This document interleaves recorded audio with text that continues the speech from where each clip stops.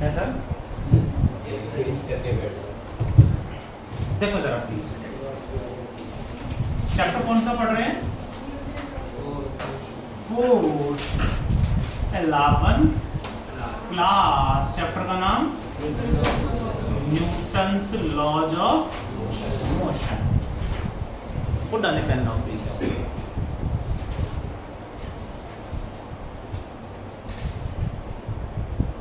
Last topic we have started was friction, and types of friction we had done: static, limiting and kinetic friction हमने पढ़ लिया था।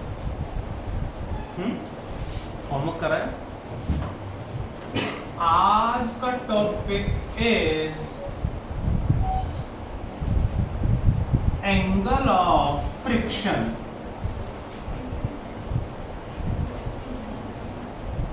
What is angle of friction समझते हैं जरा। Soni ma'am सामने जाना। On a horizontal surface a block is placed of mass m। Hansika ma'am, what is its weight? vertically downward. Normal reaction perpendicular to surface इधर हो गया। हमने फोर्स इधर लगाया तो फ्रिक्शन किधर होगा? अपोजिट। ध्यान दें, नॉर्मल रिएक्शन किसने लगाया? सरफेस ने। कब लगाया? जब ब्लॉक सरफेस के कांटेक्ट में है। Means normal reaction is a contact force। कब लगता है? जब ऑब्जेक्ट्स कांटेक्ट में होते हैं। फ्रिक्शन किसने लगाया ब्लॉक पे?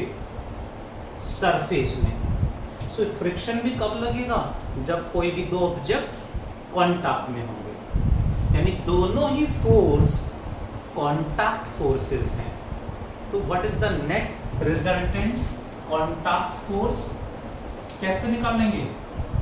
दोनों का डायरेक्ट सम या वेक्टर सम? दोनों का वेक्टर सम कर देंगे। फ्रिक्शन एंड नॉर्मल रिएक्शन का इन दोनों का वेक्टर सम ये आएगा R vector. What is this R vector? Contact force means what? Vector sum of friction and normal reaction।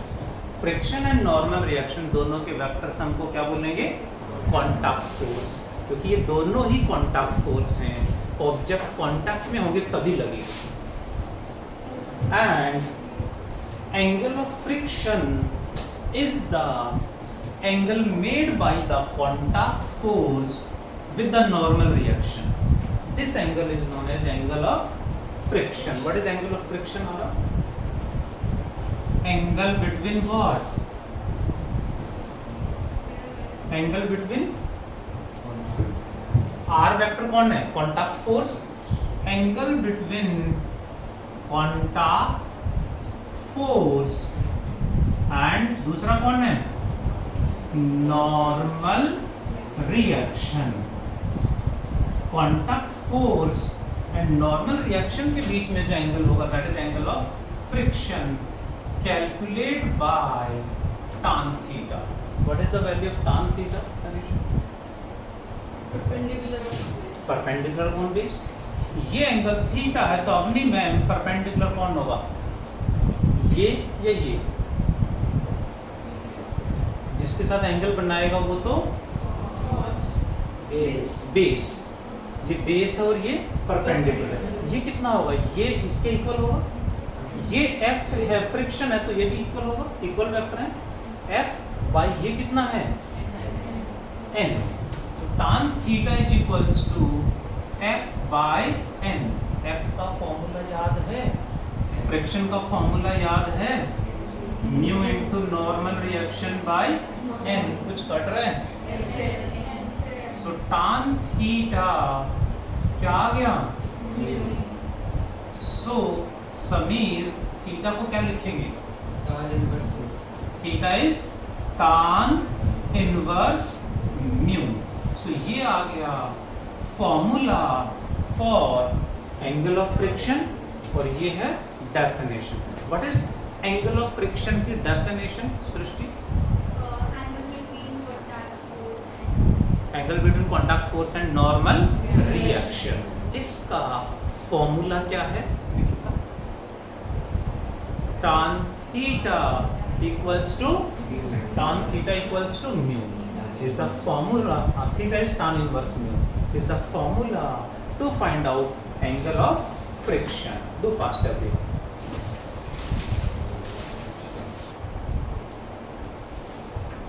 बोलो बोलो क्या क्वेरी है? Last में कुछ. लास्ट में मीन्स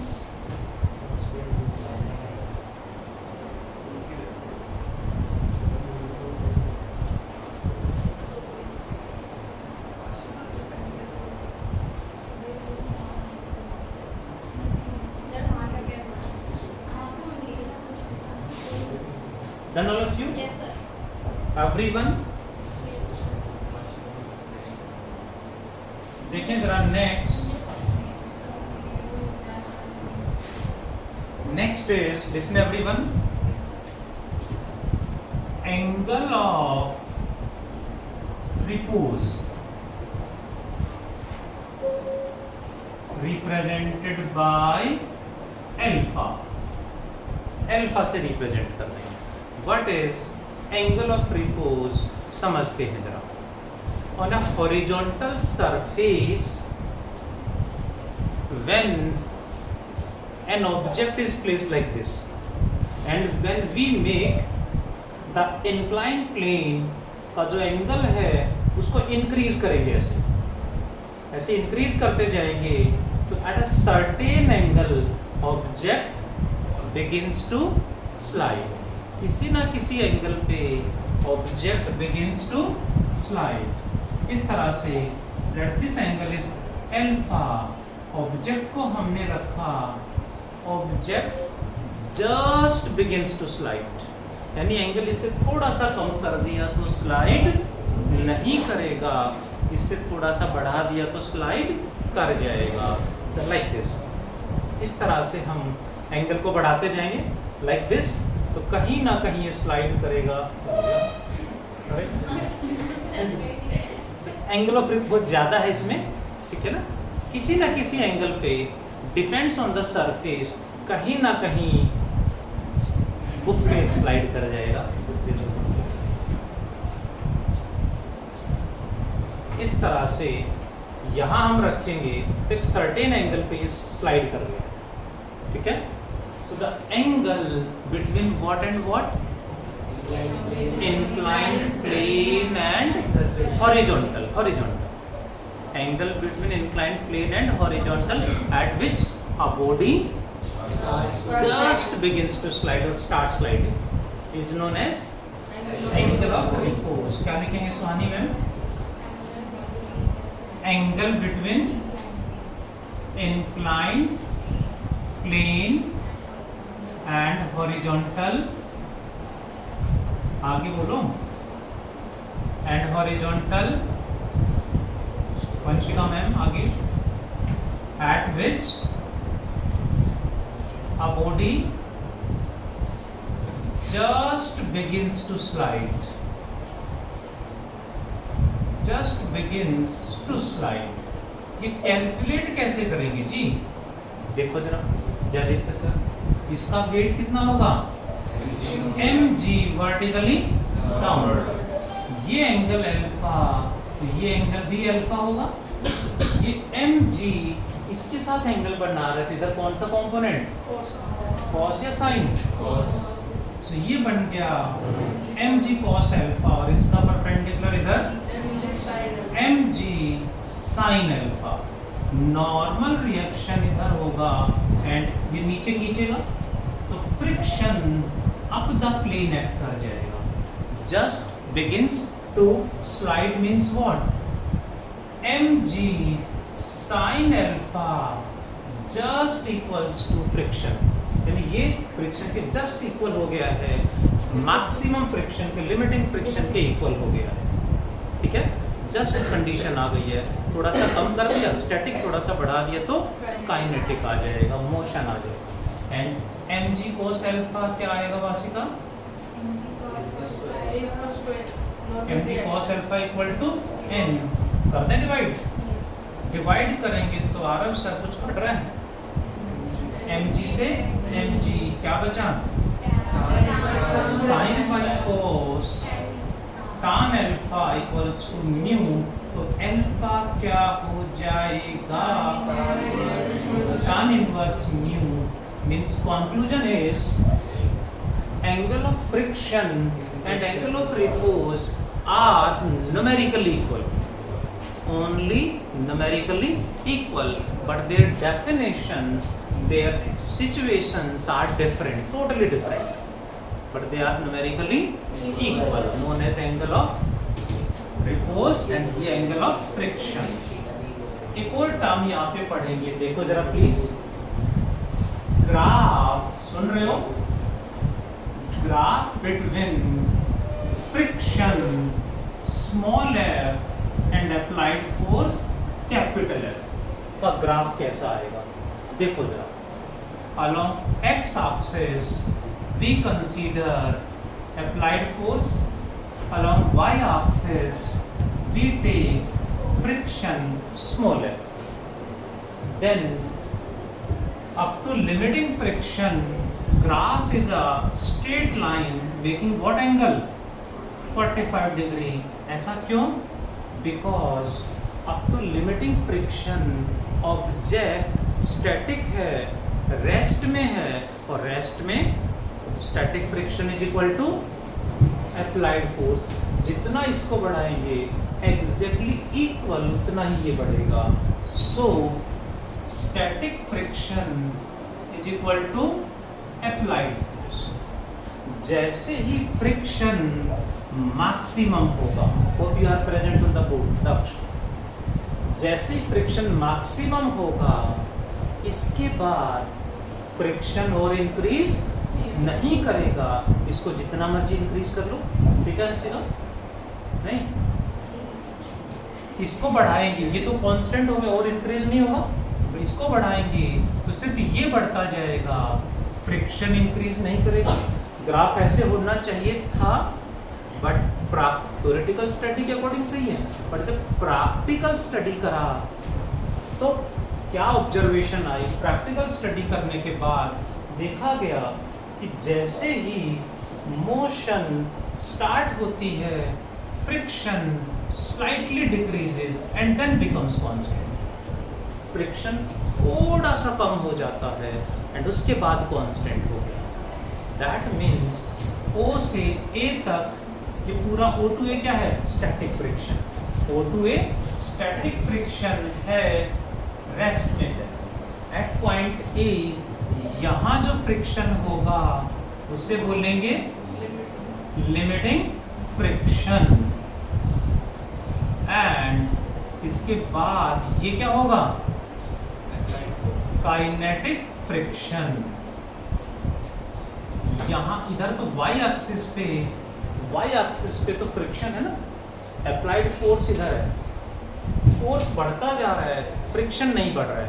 इट मीन्स इससे कंक्लूजन निकला कि kinetic friction is slightly smaller than limiting friction. तो ऐसे में लिमिटिंग फ्रिक्शन का formula mu limiting into n, kinetic friction का formula mu kinetic into n। But ऐसा गिवन हो क्वेश्चन में तो ही दोनों को अलग अलग सोल्व करना है। यदि गिवन नहीं है अलग अलग तो दोनों को इक्वल लेके चलना है। ये जो जितना डिक्रीज हो रहा है उसको कंसीडर कब करना है? जब मेंशन हो। जैसे लास्ट क्लास में लास्ट क्वेश्चन मैंने कराया था, स्टैटिक फ्रिक्शन 0.6, काइनेटिक फ्रिक्शन 0.4, तो दोनों अलग अलग मेंशन किए हुए थे, तो अलग अलग ले लिया हमने। मेंशन नहीं है तो दोनों को इक्वल लेके चलेंगे। अब क्वेश्चन अराइज हुआ कि मोशन स्टार्ट होने के बाद फ्रिक्शन थोड़ा सा कम हो क्यों रहा है? What is the reason behind this? हाँ सुहानी बता रहे हैं, हाँ क्यों कम हो रहा है फ्रिक्शन, ये बता। देखें जरा, friction is a contact force, कोई भी दो ऑब्जेक्ट कॉन्टैक्ट में है तभी लगता है। एंड ध्यान दें, फ्रिक्शन इज इलेक्ट्रोमैग्नेटिक फोर्स, मैंने लिखवाया था, electromagnetic force between the surfaces in contact, between the surfaces in contact due to their charges। जो सरफेस कांटेक्ट में है, इन सरफेस पे क्या है, एटम्स मॉलिक्यूल्स, उन पे चार्ज है, तो चार्जेस की वजह से एक फोर्स सेटअप हो जाता है, दैट इज नेम्ड फ्रिक्शन। थोड़ा सा कम क्यों हो रहा है समझने की कोशिश करेंगे, देखें जरा।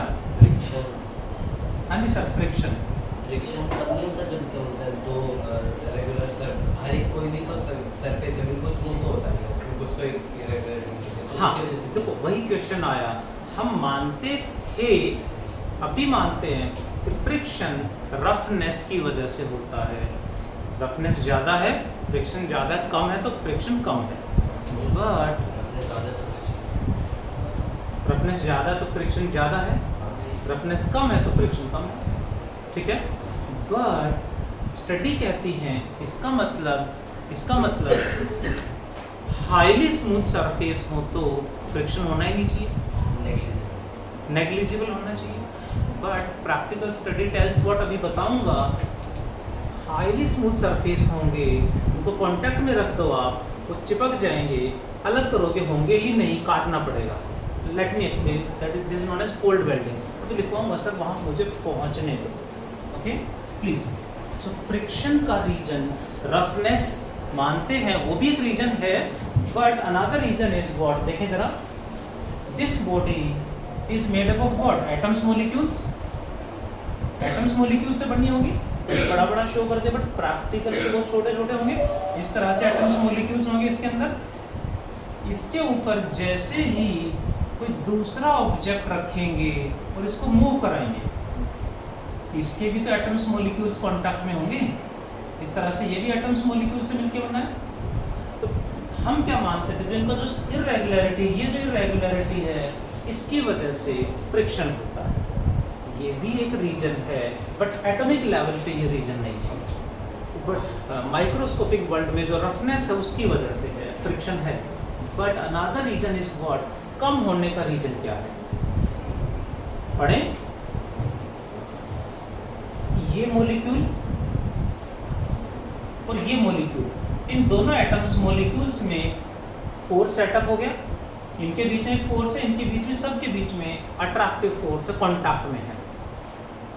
जैसे ही मोशन स्टार्ट हुई, जैसे ही मोशन स्टार्ट होगी, ये मॉलिक्यूल का फोर्स इसके साथ लग रहा था, जैसे ही थोड़ा सा आगे जाएगा, इससे कांटेक्ट ब्रेक करेगा, नेक्स्ट के कांटेक्ट में आएगा। जब तक नेक्स्ट के साथ अट्रैक्टिव फोर्स सेटअप होगा, तब तक थोड़ा सा और आगे निकल जाएगा, उससे नेक्स्ट के साथ जब तक अट्रैक्टिव फोर्स सेटअप होगा, तब तक थोड़ा सा और आगे निकल जाएगा, यानी फोर्स को सेटअप होने का टाइम नहीं मिलेगा, इसीलिए फ्रिक्शन थोड़ा सा कम हो जाता है, and then remains constant. Rest में है तो फ्रिक्शन ज़्यादा है, मोशन में आने के बाद फ्रिक्शन थोड़ा सा कम हो जाता है, बट कंसीडर कब करोगे, जब गिवन हो, गिवन नहीं अलग अलग तो सेम लेके चलना है। चले नेक्स्ट पे, व्हाट इज, देखें जरा,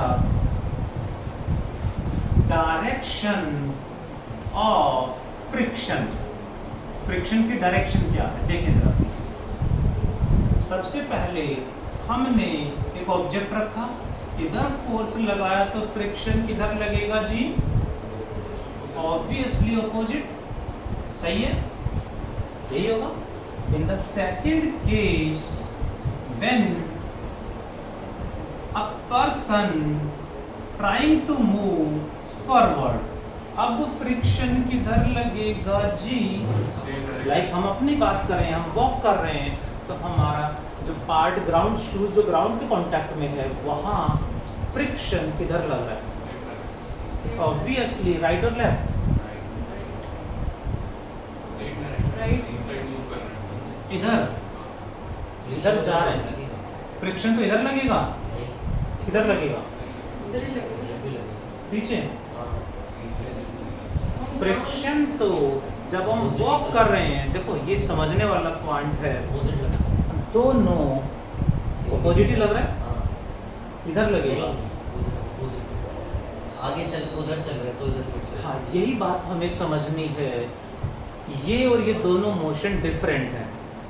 फर्स्ट केस में ऑब्जेक्ट किधर स्लाइड करना चाह रहा है, आगे, तो फ्रिक्शन पीछे लग गया। इस केस में हम पैर से, शूज से ग्राउंड को किधर प्रेस करते हैं, पीछे की तरफ। ग्राउंड ने हमारे पैर को पीछे जाने से रोक दिया, ग्राउंड ने हमारे पैर को पीछे जाने से रोक दिया, मतलब वही रोक दिया, दूसरा पैर उठा के हमने आगे रख दिया। Didn't get? ऐसे करके दिखाऊं, हम कभी भी चलते हैं तो ये मोशन बिल्कुल अलग है उससे। हम ग्राउंड को पीछे प्रेस कर रहे हैं, ग्राउंड हमारे पैर को पीछे जाने से रोक देता है, दूसरा पैर उठा के आगे रख देते हैं। सो दैट्स व्हाई यहाँ फ्रिक्शन आगे होगा। एंड वन मोर थिंग, कितना मैक्सिमम फोर्स के साथ आप रन करोगे, वॉक करोगे, मूव करोगे, दैट डिपेंड्स ऑन यू और ग्राउंड। कौन डिसाइड करेगा, ग्राउंड। हम कितना मैक्सिमम फोर्स के साथ भागें, कितना मैक्सिमम फोर्स के साथ रन करें, ये कौन डिसाइड करेगा, स्वानी कह रही कैसे करना, हम नहीं, ग्राउंड डिसाइड करता है। समझते हैं जरा, listen please. We are slowly running, getting all of you, ठीक है अंशिका, कंटिन्यू लगे रहो। हम नॉर्मली स्लोली रनिंग कर रहे हैं नॉर्मल ट्रैक पे। अब आपको आइस के ऊपर खड़ा कर दिया, आप स्लोली रनिंग करो, नहीं हो पाएगी। क्या हम रन नहीं कर सकते, कर सकते हैं, बट क्यों नहीं कर पा रहे हैं, क्योंकि ध्यान दें, हम ग्राउंड को पीछे प्रेस करेंगे, ध्यान दें प्लीज, हम ग्राउंड को ऐसे कुछ एंगल पे ऐसे प्रेस करते हैं, हमारे फोर्स का एक कंपोनेंट इधर होता है, किधर होता है, ये वाला जो कंपोनेंट है जो हमने लगाया था, ग्राउंड को नीचे प्रेस कर रहा है और ये ग्राउंड को पीछे धकेल रहा है, बट ग्राउंड तो वही रहेगा।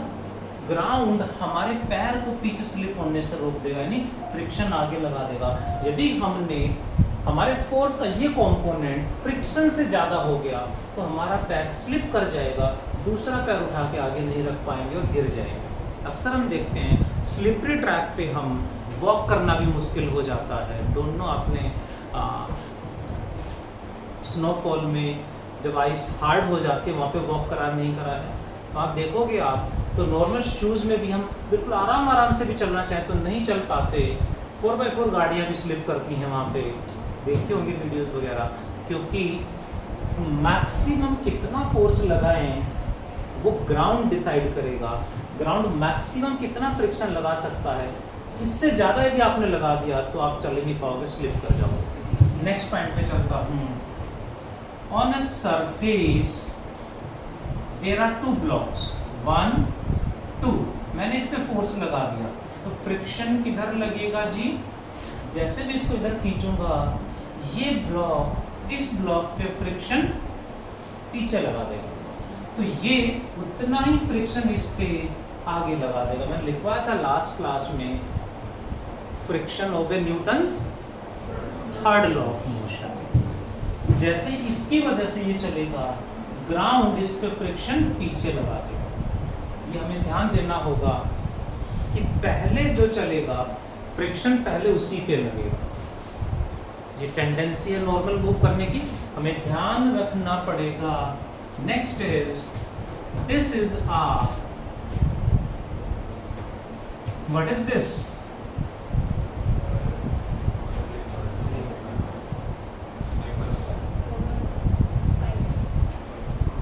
ये है फ्रंट व्हील और ये रियर व्हील है। ऐसे घूमते हुए आगे फ्रंट व्हील पे फ्रिक्शन किधर होगा, रियर व्हील पे फ्रिक्शन किस डायरेक्शन में होगा। फ्रंट व्हील पे फ्रिक्शन की डायरेक्शन मानसी ना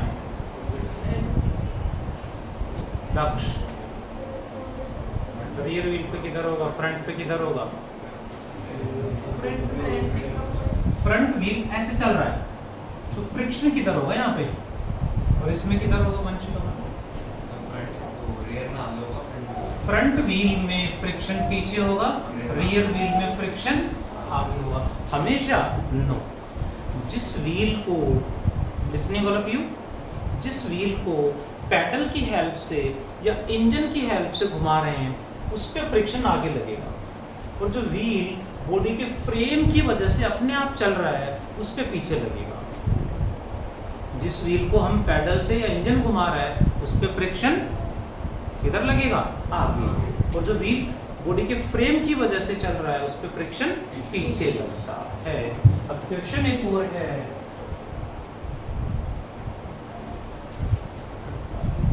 methods to increase friction. Friction को कैसे बढ़ाओगे, फ्रिक्शन को इंक्रीज करने के मेथड क्या क्या हैं। हाँ जी, इंक्रीज करना है, बढ़ाना है सर, फ्रिक्शन कम नहीं करना। By making the surface smooth और rough, by making surface rough, rough surface बना के हम फ्रिक्शन को बढ़ा लेते हैं। And another one, by making surface extra smooth, extra smooth surface कर देंगे तो फ्रिक्शन सडनली बहुत ज्यादा बढ़ जाएगा। This is known as cold welding, इसे कोल्ड वेल्डिंग कहा जाता है। तो यहाँ कहीं ना कहीं फ्रिक्शन को देखेंगे, समझेंगे। तो एग्जांपल मैं लेता हूँ, let us take two ice cube. You know ice cube, पता है, आइस क्यूब को आप थोड़ी देर के लिए कांटेक्ट में रख के छोड़ देंगे, थोड़ी देर बाद आप देखेंगे वो आपस में सिंगल पीस बन जाएंगे, चिपक जाएंगे, अलग होंगे ही नहीं, तोड़ने पड़ेंगे, काटने पड़ेंगे। One more example, whenever we do transportation of marble, tiles, smooth glass, जो विंडोज में बहुत जगह लगाते हैं ग्लास, जो स्मूथ ग्लास है या स्मूथ मार्बल है या टाइल्स हैं, उनको कभी भी डायरेक्ट कांटेक्ट में नहीं रखते। कभी आप लेने गए हो मार्केट में, या पूछना, पेरेंट्स तो लाए होंगे कभी ना कभी, उससे पूछना आप कि बीच में, उन दोनों के बीच में एक वेरी थिन या कुछ भी रखें, एक पेपर का पीस लगा देते हैं, एक वेरी थिन क्लॉथ का पीस लगा देते हैं, या रफ सरफेस को कांटेक्ट में रख देते हैं। डायरेक्टली स्मूथ सरफेस को कांटेक्ट में रख दिया तो हाईली स्मूथ हैं, उनके बीच में कोल्ड वेल्डिंग हो जाएगी, वो चिपक जाएंगे, अलग होंगे ही नहीं, कट करने पड़ेंगे। एक एग्जांपल कर सकते हैं, आइस क्यूब का मैंने बताया। वन मोर, ग्लास घर में पड़े ही होते हैं, छोटे मोटे विंडो के इधर उधर रखे ही होंगे, उनको वॉश करके, पानी साफ करके, और दोनों को थोड़ी देर के लिए कांटेक्ट में रखने, स्मूथ होने चाहिए, रफ वाले नहीं। आंसर 5-10 मिनट के। उसके बाद आप देखोगे वो बहुत ज़्यादा स्ट्रांगली आपस में स्टिक कर जाएंगे, बड़ी मुश्किल से अलग होंगे वो, और वो भी कई दिन के लिए छोड़ दिए तो चिपक जाएंगे, काटने पड़ेंगे। क्योंकि हाईली स्मूथ सरफेस होने से, हाईली स्मूथ सरफेस होने से जो एटम्स मॉलिक्यूल्स हैं वो बहुत ज़्यादा क्लोज आ जाते हैं। बहुत ज़्यादा क्लोज आने से उनके बीच में स्ट्रॉन्ग अट्रैक्टिव फोर्स सेटअप हो जाता है। That is known as what, क्या बोलते हैं इसको, cold welding. What are the methods, सुन रहे हो, methods to decrease friction. Decrease कैसे करोगे, किसी को नहीं पता, Vanshika ma'am? By using lubricants, oils, और बताओ, बाय यूजिंग ऑयल, लुब्रिकेंट्स, हाँ जी, ग्रीस, और भी बताओ, bye making the surface smooth, by making surface smooth। हाँ जी सर, जैसे तो कुछ बोल रहे हो? आगे की शेप कॉनिकल में। हाँ, शेप चेंज करके भी हम फ्रिक्शन को कम या ज़्यादा कर सकते हैं। स्ट्रीमलाइन शेप जो होती है, जैसे एयर फ्रिक्शन है तो वहाँ एरोप्लेन्स की, फाइटर प्लेन की शेप ऐसे बनाते हैं कि एयर का फ्रिक्शन कम लगे हो। ठीक है जी। नेक्स्ट है friction is necessary evil. Why? Evil का मतलब पता है? नेसेसरी मीन्स इसके बिना काम नहीं चलेगा। एविल मीन्स दुष्ट, राक्षस। इट मीन्स ये हमें हार्म भी करता है, इसकी वजह से हमें लॉस भी होता है। नेसेसरी है और एविल भी है, तो कुछ मोमोज की तरह हो गया ना, नुकसान भी करते हैं बट फिर भी खाते हैं। मुंह पानी आ गया। Friction is necessary, evil means what? Friction is necessary why? Because we can not walk without friction. Friction नहीं होगा तो हम वॉक नहीं कर पाएंगे। फ्रिक्शन नहीं होगा तो हम वॉक नहीं कर पाएंगे। नहीं वॉक कर पा रहे हैं ओनली ड्यू टू फ्रिक्शन। मैं लिख पा रहा हूँ, पेन से लिखते हैं वो भी फ्रिक्शन की वजह से है। कई बार खाना खाते खाते पढ़ते ना बच्चे, कई बार घी ऑयल नोटबुक पे लग जाता है कि खाना खाते खाते बताते तो नहीं बट लगा होता है, कलर नहीं लगा होता बट थोड़ा सा उस पर ऑयल वगैरह लग जाता है। जहाँ ऑयल लग गया वहाँ लिख के देखना, पेन से लिखा ही नहीं जाएगा। स्पेस में लिख नहीं सकते। अच्छा, स्पेस के लिए स्पेशल पेन बनाया है। सर पेंसिल क्यों नहीं ट्राई करना? पेन से क्यों कह रहे, पेन क्यों नहीं ट्राई करा? पेंसिल कह रहे हो, पेंसिल क्यों नहीं ट्राई किया? हाँ जी, स्पेशल पेन बनाया सर उसके लिए। अच्छा ठीक है सर, है ना। फिर वो आएगा बोलेगा कि आपके पास कैसे आया, चुराया होगा। अच्छा टॉपिक का है, हाँ अपना खुद का बनवा ले, मैन्युफैक्चरिंग। फ्रिक्शन इज, अच्छा डांस का टाइम नहीं बचा तो आए नहीं, मैंने सुन लिया। Why friction is necessary? We cannot write without friction, we cannot walk without friction, we cannot hold anything। जैसे मैंने इसको होल्ड करा हुआ पेन को, we cannot hold without friction। Friction नहीं होगा, कितनी बड़ी से बड़ी क्रेन आप लगा दें यहाँ पे, कितनी बड़ी से बड़ी क्रेन से इसको प्रेस कर लें, ये नहीं रुकेगा, स्लिप कर जाएगा। ये मैंने होल्ड करा हुआ है ड्यू टू फ्रिक्शन। ठीक है, friction is necessary. Why friction is evil? Because loss of energy takes place due to friction. Energy loss होता है, गाड़ियों के टायर घिस जाते हैं, हमारे जूते चप्पल घिस जाते हैं। Wearing and tearing of machinery parts takes place due to friction. So friction की वजह से लॉस भी होता है बट नेसेसरी भी है। What it all of you? हाँ जी सर, डू फास्ट एवरीवन, याद हो गया ना? Do fast everyone. तब तक मैं HW मार्क कर दूं। Let us pack up the class. Thank you all of you. Take care. Bye.